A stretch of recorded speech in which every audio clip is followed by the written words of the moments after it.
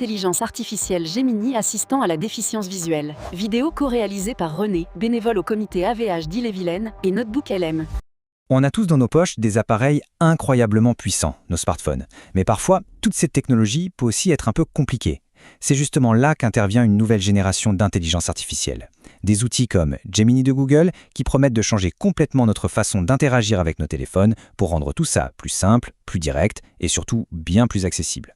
C'est vraiment la question qui est au cœur de tout ce qu'on va voir ensemble. Est-ce que notre téléphone peut être plus qu'un simple rectangle de verre ? Eh bien, avec un assistant comme Gemini, la réponse est un grand oui. Il devient un vrai partenaire de conversation qui est capable de comprendre, d'agir et même de voir. Et cette idée, elle est absolument révolutionnaire, surtout pour les personnes qui ont une déficience visuelle. Alors, voici le programme. On va commencer par voir comment l'IA peut concrètement nous simplifier la vie sur notre téléphone. Ensuite, on passera à la pratique, l'installation et la configuration. Puis, on explorera les commandes de tous les jours avant de plonger dans une vraie conversation avec ce qu'on appelle Gemini Live. Et pour finir, le clou du spectacle, comment Gemini peut littéralement voir le monde pour nous. Allez, on rentre dans le vif du sujet. L'idée de base, c'est vraiment de comprendre que Gemini, ce n'est pas juste une application de plus sur l'écran d'accueil. Non, c'est bien plus que ça. C'est une sorte de couche d'intelligence qui vient se poser sur tout le reste, pour rendre toutes les autres fonctions du téléphone plus faciles à utiliser. Cette question, elle est parfaite pour commencer. Elle n'est pas théorique, elle est au contraire très concrète, très humaine. Elle vient d'une personne qui cherche une solution à un vrai problème du quotidien. Et c'est exactement sur ce terrain-là que Gemini veut faire la différence. Et voilà ce que Gemini pourrait répondre. Ce n'est pas une seule fonction, mais toute une palette d'outils. Il peut devenir des yeux pour décrire ce qui nous entoure, un lecteur pour les documents, un secrétaire pour écrire nos messages, et même un organisateur pour gérer notre emploi du temps.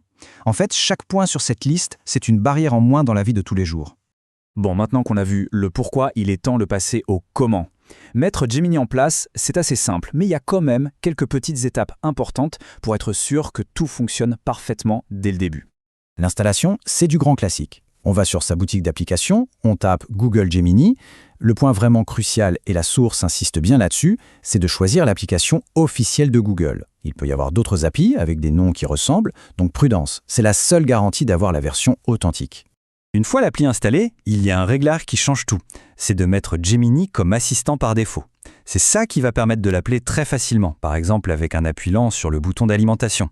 C'est aussi à ce moment-là qu'on peut un peu personnaliser l'expérience, choisir la voix qu'on préfère et jeter un œil aux paramètres de confidentialité.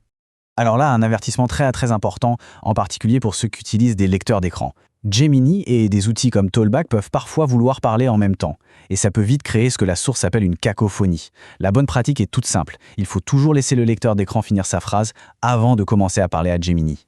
On aborde maintenant le mode de base qu'on pourrait appeler le mode standard. C'est le mode parfait pour des demandes directes, précises. On demande une action, il l'exécute. Simple et efficace.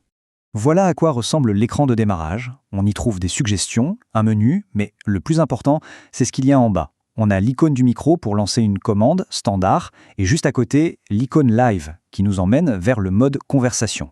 Comprendre cette différence, c'est vraiment la clé pour bien utiliser l'outil. Et regardez un peu la diversité des commandes.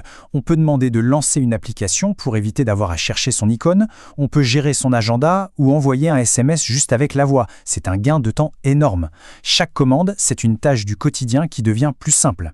Allez, on monte d'un cran. Si le mode standard, c'est un peu comme donner un ordre, Gemini Live, c'est comme commencer une discussion. Là, on passe à un niveau d'interaction qui est beaucoup plus naturel, plus fluide et surtout qui se fait entièrement les mains libres. Cette comparaison montre parfaitement la différence.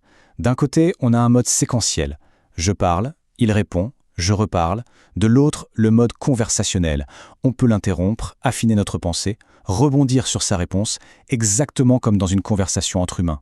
C'est ce qui le rend si puissant pour explorer une idée ou quand on ne peut pas regarder l'écran. On arrive maintenant à la fonctionnalité la plus spectaculaire, celle qui transforme vraiment le smartphone en un outil d'assistance sensorielle. C'est ici que Gemini Live va bien au-delà d'un simple assistant vocal. La question peut sembler sortir d'un film de science-fiction, mais la technologie est bien là, aujourd'hui. En utilisant la caméra du téléphone, Gemini Live peut analyser en temps réel ce qui se trouve devant lui et nous le décrire à voix haute. Pour l'autonomie, c'est une avancée juste énorme. Pour l'activer, c'est très facile. Une fois qu'on est en mode live, il suffit de trouver le bouton Streaming Vidéo. On appuie dessus et à partir de là, la caméra du téléphone devient le regard de l'IA. Il ne reste plus qu'à pointer l'appareil et à interroger Gemini sur ce qu'il voit. C'est la question la plus simple et en même temps la plus puissante. Pointer son téléphone vers un objet inconnu dans la cuisine, un appareil électronique, un produit au supermarché et obtenir une description instantanée. On peut même enchaîner en demandant son prix moyen ou comment s'en servir. Et ça va plus loin que la simple lecture. En pointant la caméra vers un courrier, une notice ou même une note manuscrite, Gemini peut non seulement lire le texte, mais aussi en faire un résumé ou répondre à des questions précises sur son contenu. C'est incroyable. Ça, c'est peut-être l'une des utilisations les plus bluffantes. On peut partager l'écran de son téléphone avec Gemini. Imaginez qu'on vous envoie une photo sur WhatsApp. Eh bien, on peut demander à Gemini de nous décrire cette photo. Ça permet de participer pleinement à des conversations visuelles, de comprendre les images partagées par les proches. Face à toutes ces capacités, la question se pose vraiment. Des outils comme Gemini, on voit bien qu'ils vont au-delà du simple gadget pour devenir de véritables aides fondamentales, capables de compenser un handicap sensoriel et d'offrir une nouvelle forme d'autonomie. Le potentiel est immense et ce qu'on a exploré ensemble aujourd'hui n'est très probablement que le début.